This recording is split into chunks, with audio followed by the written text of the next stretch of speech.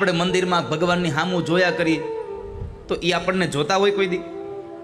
મારે તમને એટલું જ કહેવું છે કે તમારી બાજુમાં 5મી 6ઠી લાઈનમાં બેઠેલો માણસ જેને તમે ઓળખતા નથી, તમે વારા ઘડી એની સામું જોયા કરો, એ તમારે સામું નથી જોતો. યાદ રાખજો, તમે ઓળખતા નથી છતાં તમે માણસની સામે વારા ઘડીએ જોયા કરો. એક સમય તો એવો આવશે કે તમારા બેની નજર મળી જાય, ત્યારે તમને જોતો હશે, તમે એને જોતા હશો. એમ ભગવાનના મંદિરમાં પણ થશે. તમે જોયા કરો, ક્યારેક તમારી સામું જોઈ લેશે.